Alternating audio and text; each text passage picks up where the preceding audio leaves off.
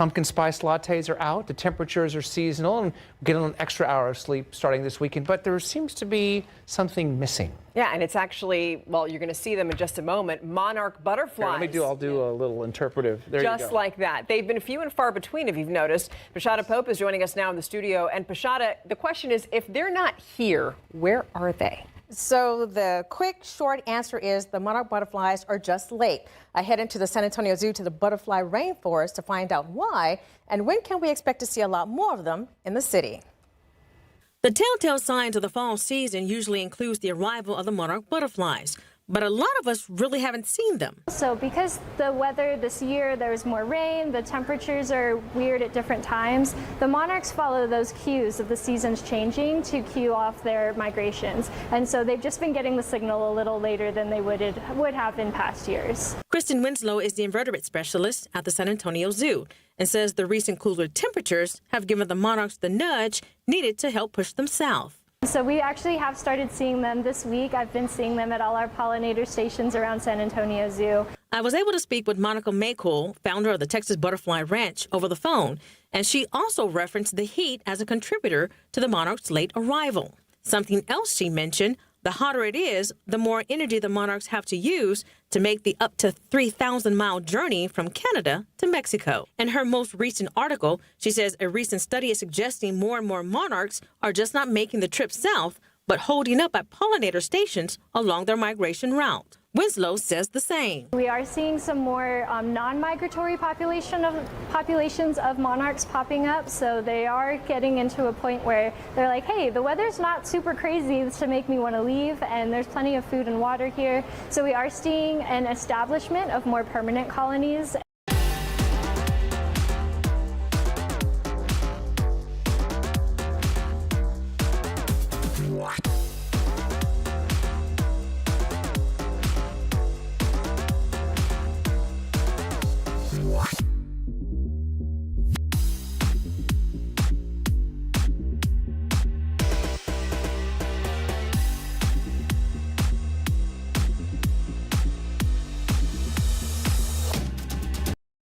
Live from KSAT 12, Good Morning San Antonio starts right now. And we'll build something that is special to San Antonio and will be beneficial to all San Antonians. The Spurs and their supporters able to count a W in last night's election, with Proposition B passing with the county's share of a $1.3 billion arena. It was a case that rocked San Antonio, the deaths of a young couple and their unborn child. And this morning, we're taking you back inside the courtroom as the trial begins for one of the people accused in that case. All right, good morning to everyone out there. It is the day after election. Thank you very much for being with us. I'm RG Marquez. And I am Daphne Gray. And if you are waking up this morning, the big question now is what's next for the Spurs Arena, Freeman Coliseum, and the Frost Bank Center.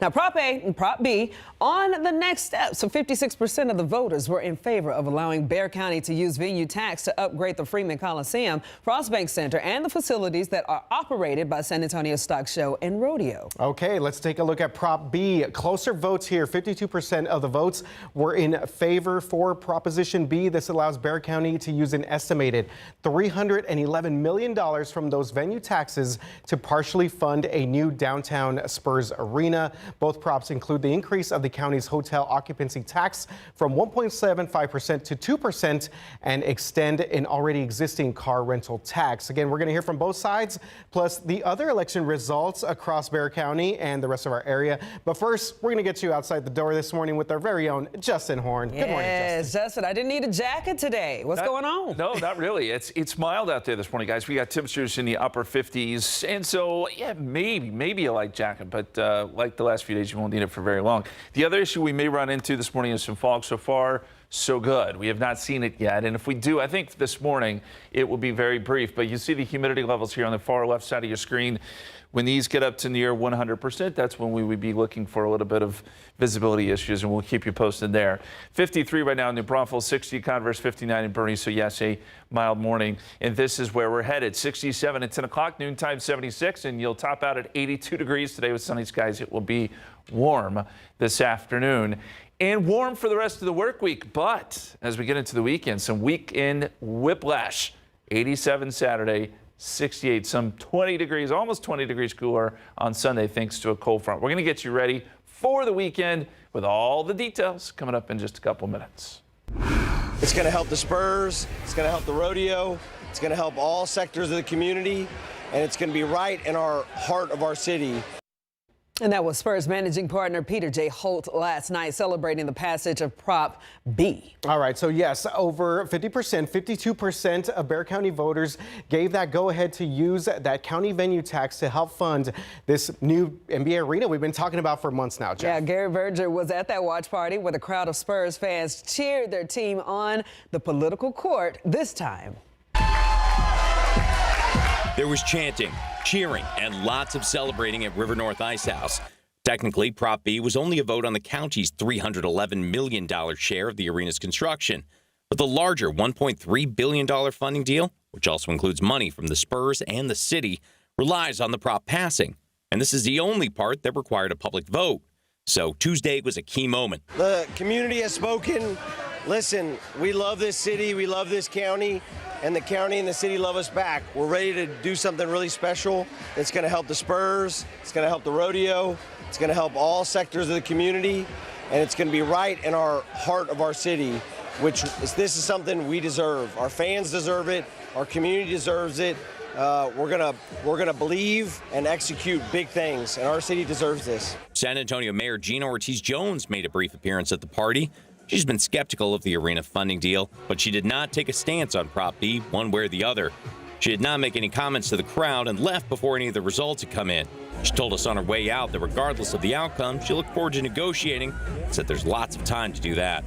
The mayor's previously raised the possibility of the city holding a separate election on its share of the funding, something that's required but could be possible. Though we asked, Holt would not say when he expected a new arena to actually open up in Hemisphere. Now, the Spurs do have a lease on the Frost Bank Center into 2032. I'm Garrett Berger, KSAT 12 News.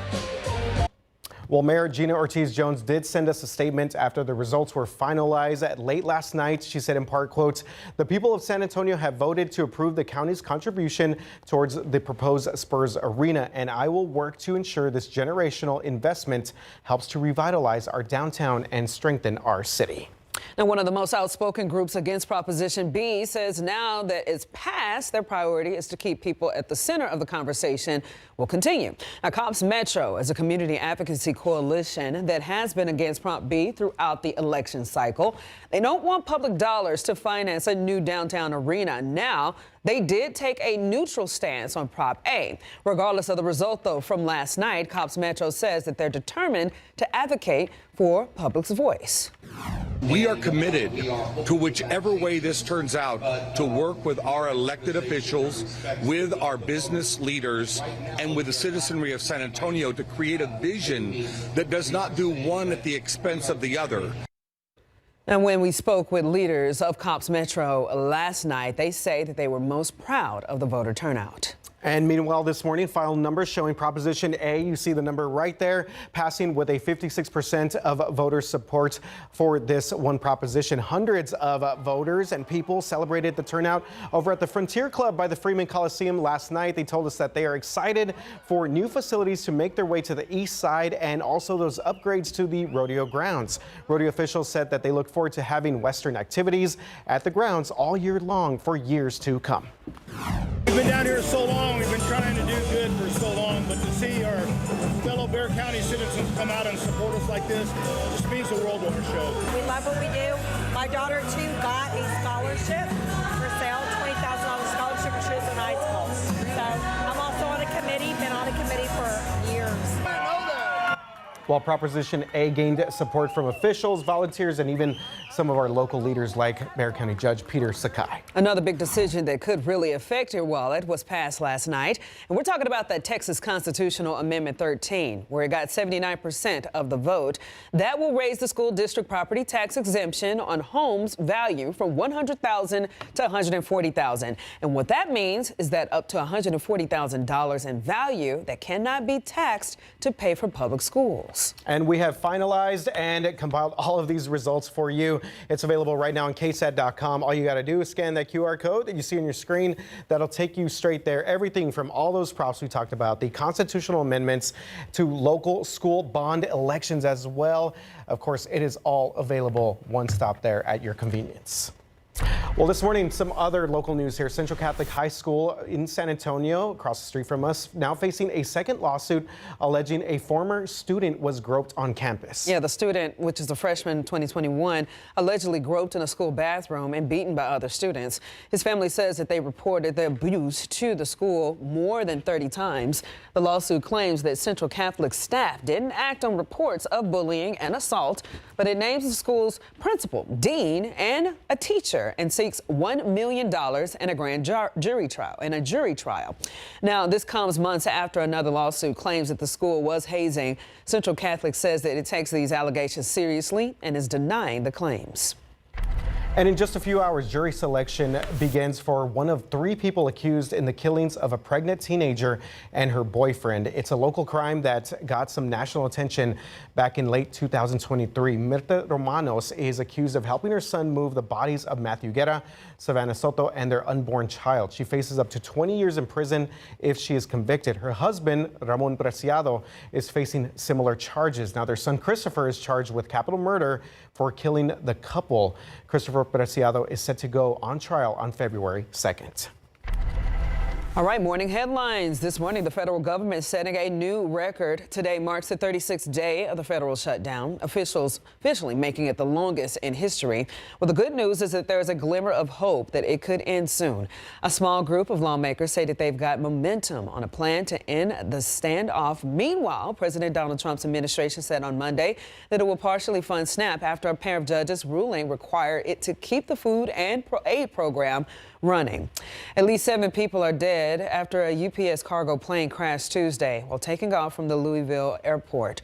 And today, NTSB FAA teams will arrive to start looking at what happened. But video captured the moment the plane loaded up with thousands of gallons of fuel for a long-distance flight to Hawaii crashed, resulting in a large fireball. It left a trail of flames just miles from the city's downtown. At least 11 people were hurt. Okay, 5:10 right now. Again, on your Wednesday morning, quick check of our traffic as we start here with our city map. And there is a crash being reported. I-10 at Frio, obviously a lot of construction there. We'll kind of zoom in on that one here in just a little bit. But real quick, want to give you an update on some ongoing construction near northeast side of town. This is going to be over by 410 at Starcrest. It looks like the ramp from 35 north to 410 west, that is still closed at the moment. This is going to be affecting everything around Austin Highway and again, Starcrest Drive. But for the most part, traffic is still moving along in that one area. Justin? Thanks, sir. We go outside with live cam. It is 5:10, 58 degrees, a mild morning. We've been talking about there is some fog, or there could be some fog out there. The other big story is what lies ahead. Temperatures could be in the upper 30s by Monday morning. We'll show you that forecast coming up. A cheaper MacBook, why Apple's next big move could put a low-cost laptop on your desk, and when it might land. I tell grandparents, you have to advocate for your own children. They don't know how to advocate for themselves. For so many Texas grandparents, retirement is now on hold because they're back to raising kids, their own grandkids. Up next, how one local woman turned her struggle into a mission to help others do the same.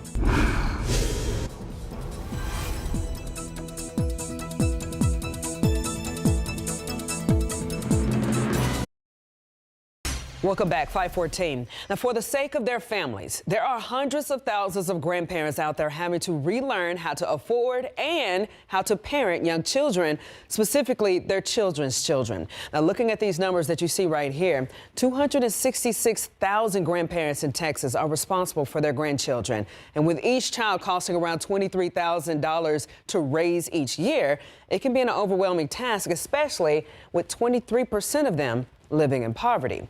Now, that is where Texas Grandparents Raising Grandchildren organization steps in with a mission to advocate and empower grandparents by providing access to resources, information, and support. For example, grandparents needing food on the table, they point them in the direction of food pantries. For clothes, they help them find clothing closets. But in our community, it's all over the place where you find those resources. And they also help with finding counseling, support groups, education, legal help, and so much more, all for free. Now, Gloria Adams, who you see right here, started working as an intake coordinator for the nonprofit. And she says it's an honor being able to listen to the stories and help guide needy grandparents when she answers the phone. It's difficult to be a parent of a child who's irresponsible, and yet you have to parent their child. That's a very difficult place to be in, but I found it through prayer not a hard thing to do. Now, Ms. Gloria is speaking a lived truth because she is more than just the organization's intake coordinator. In fact, it was because of this organization that she was able to make life work for her family. Well, I'll tell you her relatable story coming your way on GMSA at 6.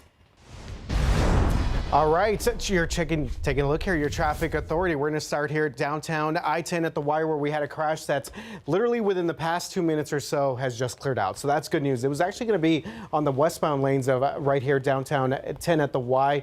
We've been seeing most of our delays for all of our traffic going into the downtown area. So the good news is they have cleared that one incident now. But you know what? Let's go ahead and show you our maps and see some of the backup that we're seeing right there. 10 at Frio, no major delays again for our folks as you see the downtown San Antonio skyline in the background there. We're going to check in a little bit on the traffic here on the northeast side of town where we're seeing a little bit of delays for all of our folks coming in on 1604 and 35, but everything else across the city is accident free on this Wednesday morning. Justin, how are we feeling outside?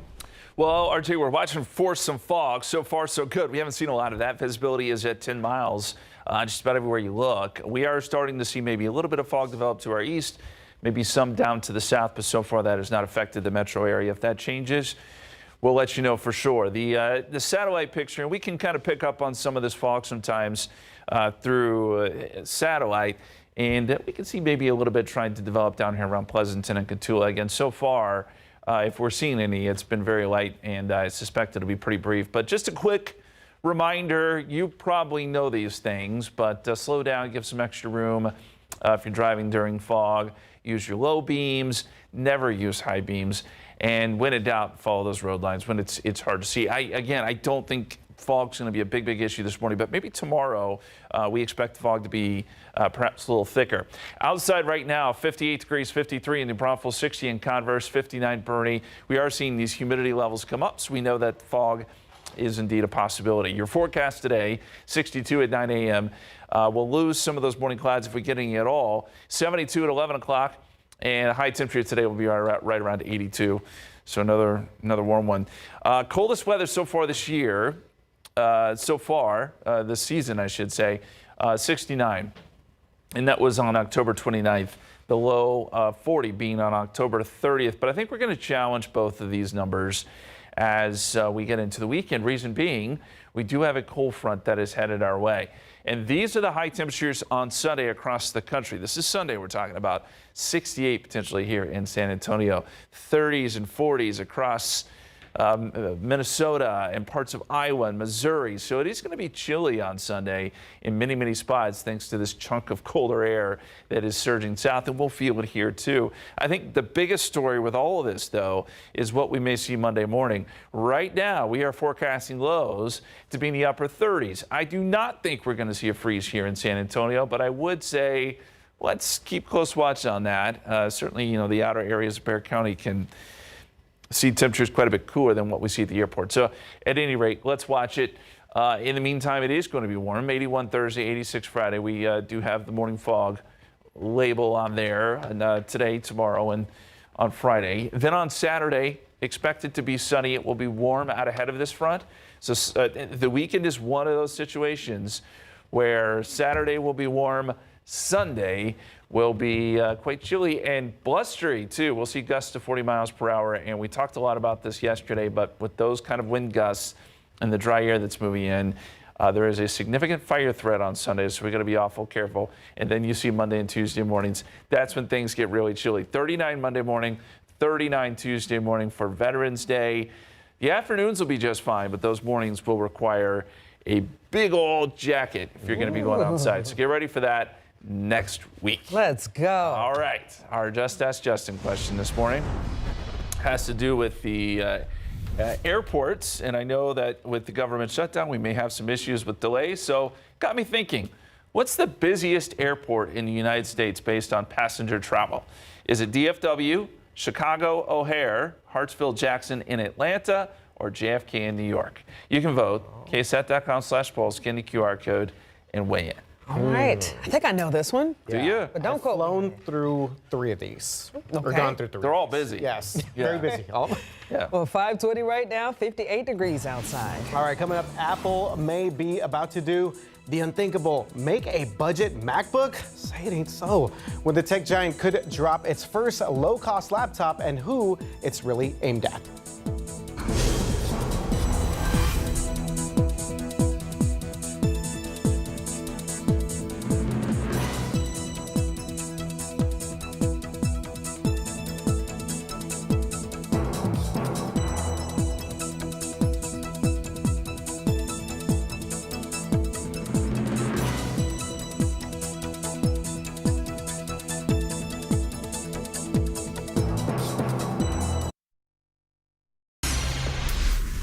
In today's Tech Bites, Apple is reportedly working on a low-cost Mac laptop. According to Bloomberg, the budget computer will be powered by an iPhone chip and will have a smaller screen than a MacBook Air. It's expected to launch next year and cost well under $1,000. Next, OpenAI short video maker Sora is now available to Android users in the Google Play Store. Sora is a direct competitor to TikTok and Instagram Reels.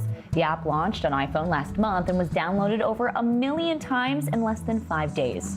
And finally, Google is reaching for the stars. The company announced a moonshot goal to put AI data centers in space. It's called Project Suncatcher. The data centers would orbit Earth and rely on solar power, unlike the power grid-hungry data centers back here on Earth. Now, those are your Tech Bites. I'm Sophie Flake. Have a great day. All right, 5:25, almost getting there, and we have 58 degrees outside. Testimony will continue today in the trial of 3 former SAPD officers who killed a local woman in 2023. Up next, what yet another officer who was there that night just said about what happened. And many people are looking for work right now, but landing a job has never been harder. Coming up at 6 o'clock, the key things that you can do right now to stand out from the growing crowd of job seekers.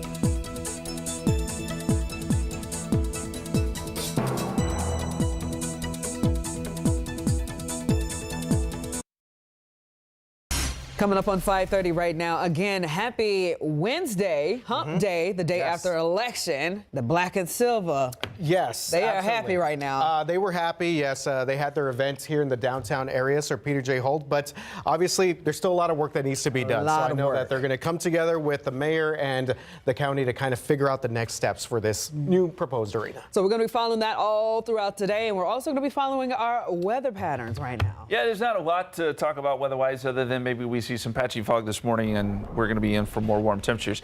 Really, the big story is going to be further down the line this weekend when we do get some big changes in the form of a cold front. Right now, 58 degrees. If you're heading out the door, you know, it's right on the cusp there of needing a light jacket. I don't know if you'll need it for very long today. 60 Converse, 56 Boulevardy, 61 Canyon Lake. Not all that chilly outside. And the bus stop forecast, yeah, 50s, I would say this morning, upper 50s here across most of San Antonio. And then by the afternoon hours, we're going to be in the low 80s, so it'll be quite warm.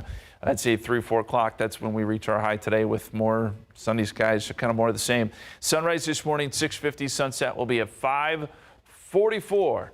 Man, that makes it easy to go to bed early, I'll tell you that much. Visibility out there at this hour still looks pretty good. Again, we've been keeping close monitor of this to see if any fog develops. And so far, so good, guys. All right, we are continuing our election coverage this Wednesday morning. 52%, that's the number of Bexar County voters that signed off on helping fund a new downtown Spurs arena. Prop B, as we've been discussing, will use a county venue tax to send up to $311 million towards the proposed arena at the Hemisphere area. It is a critical part of the larger $1.3 billion funding deal. San Antonio Mayor Gina Ortiz-Jones even showed up at the team's watch party last night. She has publicly been pretty skeptical about the deal, but did not take a public stance on the prop itself. She didn't also address the crowd last night either, and she left before any of these results came in. But she did talk with Spurs managing partner Peter J. Holt. Mayor Gina, she was here to talk to you briefly. What did she say to you? We're going to work together. Partnerships and relationships take time and effort, and I think that she's committed to that. We're committed to that. It's been unwavering, and we're going to work together to get something special done. Well, our Garrett Berger asked Peter Holt with a new timeline for an arena here. Now, Holt will not say when a new arena may actually open. The city's initial presentation on the wider Project Marvel plans, however, included a timeline assumption indicating the arena could be completed in 2028. But not everyone wanted this. As our Avery Everett explains, Cops Metro wanted to keep people at the center of this conversation.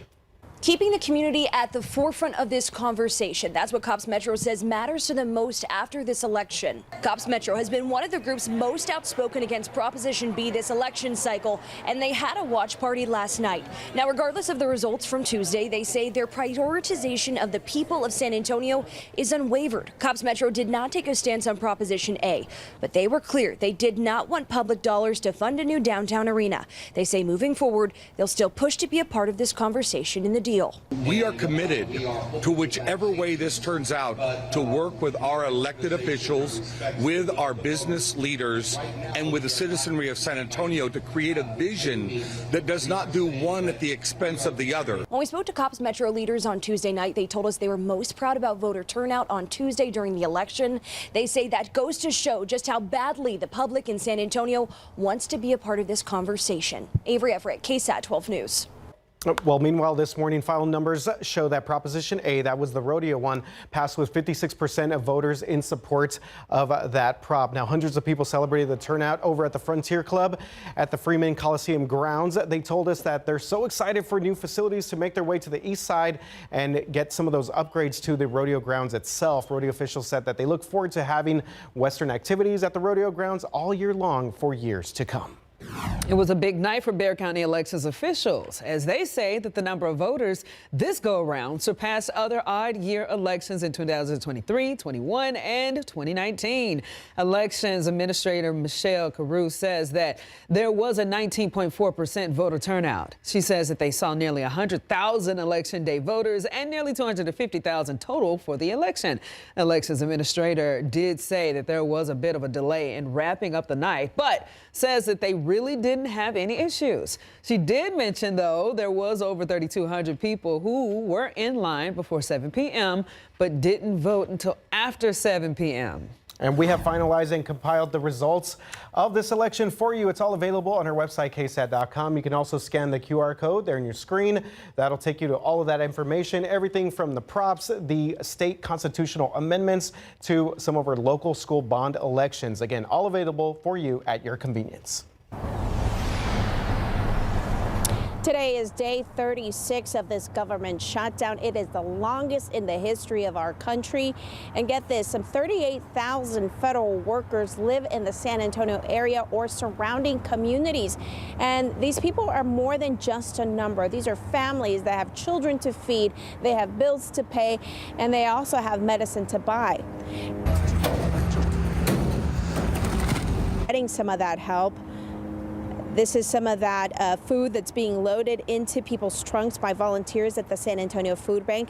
Listen to this, an extra 1 million pounds of food is going to federal workers and those impacted by SNAP benefit cuts every single week. And volunteers also took some of that food to TSA workers at the airport last week.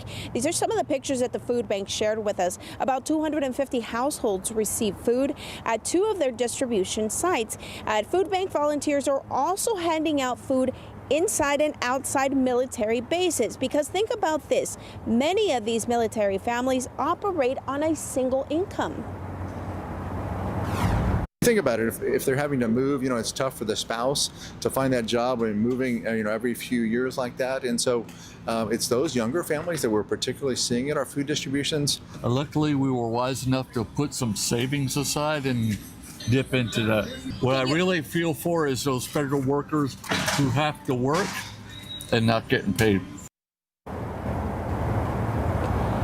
That right there is Keith Rex. He's a civilian worker at a local base, and like he says, he just really feels for those who are still working and not getting paid because they cannot get unemployment, and that is who he is thinking about. I also reached out to CPS Energy. They tell me they are actually going to an event hosted by JBSA this Friday. They're going to be going to see how they can provide some assistance programs to those military families as well. And he's not the only Rex is not the only federal worker that we got a chance to talk to. Coming up at 6:32, I'm going to talk to another federal worker, and you're going to see the kind of good that he's doing while he's not working. 5:36 right now. Testimony will continue today in the trial of 3 former SAPD officers who killed a local woman in 2023. Now, to get you caught up on this case, yet another officer who was there that night testified in court yesterday. First responders were called to Melissa Pettis' apartment after she cut the fire alarm while experiencing a mental health crisis. Current SAPD officer Travis Thompson testified that Pettis was resisting arrest and that the situation escalated when she grabbed a hammer. Thomas testified that the hammer was enough of a threat for him and for the officers to use a gun rather than a taser, and that he was fearful of serious bodily injury because of the hammer.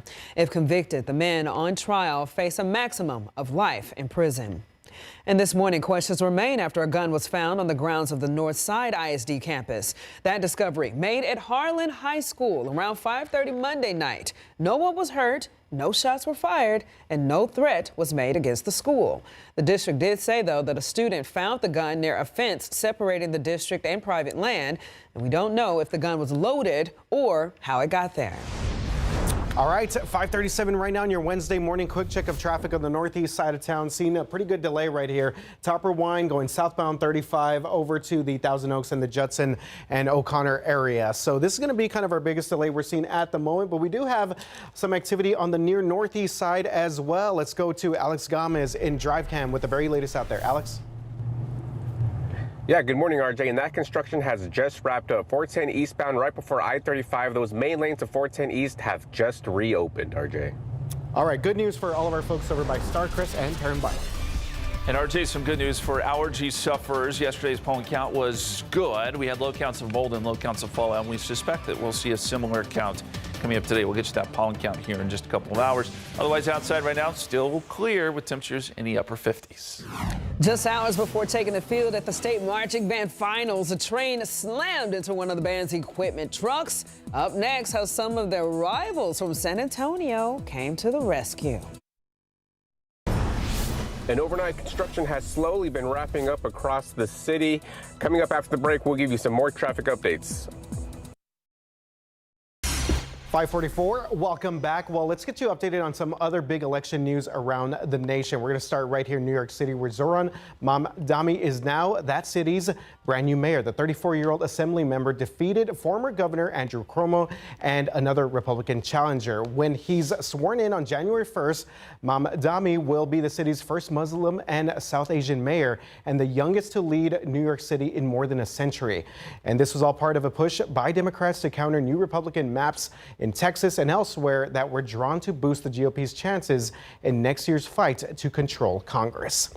Other news here, the U.S. military has attacked another suspected drug smuggling boat in the Pacific Ocean. Secretary of Defense Pete Hegseth says that the U.S. intelligence confirmed that this vessel was involved in drug smuggling and was traveling along a known drug trafficking route. Now, Tuesday's attack is the 16th known U.S. military strike on a suspected drug smuggling vessel. The strikes have wiped out 17 boats and vessels and killed 67 people. Okay, switching gears, back here at home. Literally hours before they were set to compete in the UIL State Marching Band Championships right here at the Alamodome, a train crashed into a band's equipment truck. Yeah, fortunately, though, we're told that no one was hurt, but thanks to the San Antonio's own local bands also competing for the state title, they pitched in to help them perform. Monday, the equipment semi-truck for Vandergrift High School from Austin got struck and stuck on the train tracks of Avenue and Carolina Street and its way to the Alamodome. This is just minutes later. A train came through, hit the truck, and we're told that most of the equipment survived the impact, but not all of it. That's where Reagan and Johnson High School band stepped in to load Vandergrift what they needed to perform. This was just a circumstance that we needed to help out with because those kids deserve to have their best performance. Now, the bands performed later in the evening Monday and was able to advance to the next round. Reagan's high school band also advanced in the competition, but the competition is scheduled to wrap up today. I can't tell you how unheard of that could be, like being a part of marching band and going to these competitions and then you having your truck, and next thing you know, you look behind and it's just destroyed. I can only imagine the stress that those kids went through out of all the training that they've been through. So yeah, shout absolutely. out to San Antonio for shout out to Reagan High School for coming through and helping out. You know what? Their opponents, obviously on the field, but obviously want to help out each other in the band community. Yes, everybody gets a shot. And those instruments are expensive. Oh, 1,000%. Yeah, those are important pieces. So anyway, yes, glad that Reagan could help out there. And traffic is looking pretty good. All right. Yeah, traffic's not too bad right now. Taking a look here at 547, our citywide map. We did just see this incident pop up on the east side of town. This is going to be 410, the northbound lanes right here at South Cross, I believe. So again, that's going to be south of Rigsby, US 87. So we'll keep an eye on that situation, give you more updates as we get them. Also keeping an eye on the northeast side of town where it's been a little bit hit and miss here, but right now our data indicating that traffic is smooth going right here on the southbound lanes of 35 over here by Topper Wine and Randolph Boulevard. So good news if you are about to step outside on your Wednesday morning. And Justin, stepping outside earlier and didn't really need the jacket too much. No, it feels okay. I mean, temperatures in the upper 50s. It's really not so bad. We're going to see numbers like this next few days where it's milder because we have more humidity in place. Real quick, I did want to take a look at airport delays. And the reason being, we do have the government shutdown, of course, and there have been some talks about maybe there being some delays with TSA and things like that. So far, I'm not seeing any across the country. We've been good, and that includes here in San Antonio. I think we were only reporting one delay here. So all in all, not a bad situation. And this, by the way, also leads me to my Just Ask Justin question about what's the busiest airport in the United States? And I'll get you that trivia question here in just a bit. Let's get through weather first, though, and talk about temperatures currently. 58 degrees here in San Antonio, 60 in Converse, 56 in Bulverde. So it's, again, a mild morning, and I don't think temperatures will fall much more from where they are right now.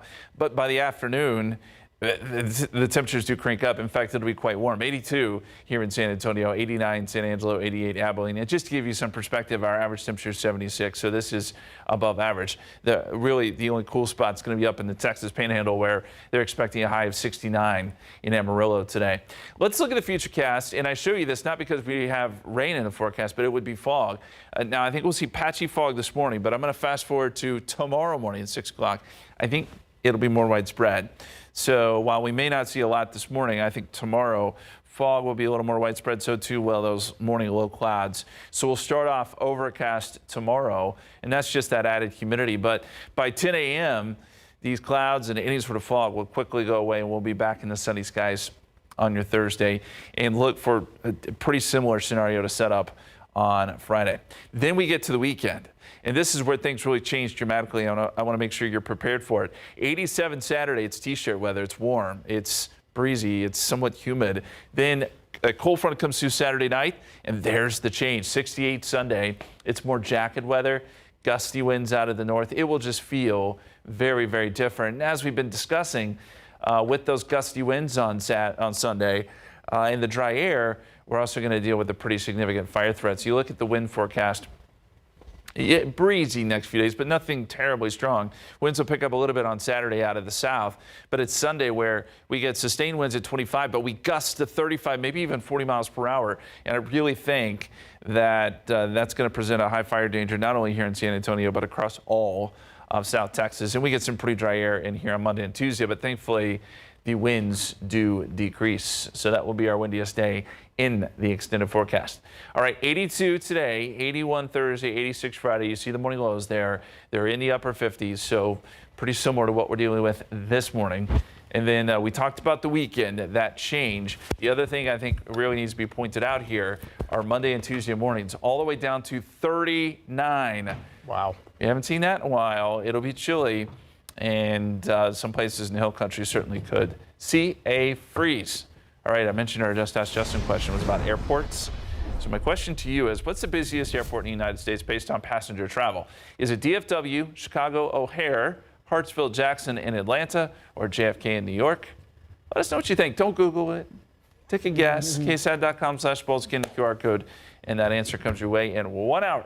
Okay, 5:51 right now, 58 outside as we speak.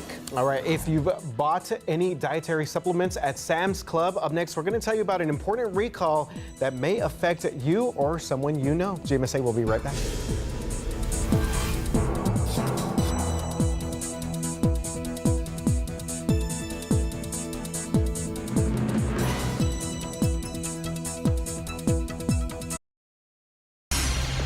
$5:54 on your Wednesday morning. A dietary supplement sold at Sam's Clubs across the U.S. is being recalled this morning.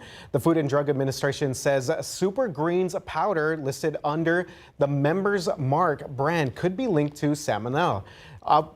Could be linked to an outbreak of that. At least 3 people affected were hospitalized. Now, symptoms of salmonella infections include fever and abdominal cramps, which usually occur within 3 days of eating contaminated food. All right, Denny's making a major change that it hopes will go sunny side up, or maybe give them a grand slam. A group of investors plan to take Denny's private. If shareholders approve that decision, Denny's will then be taken off the NASDAQ, where it has been for nearly 60 years.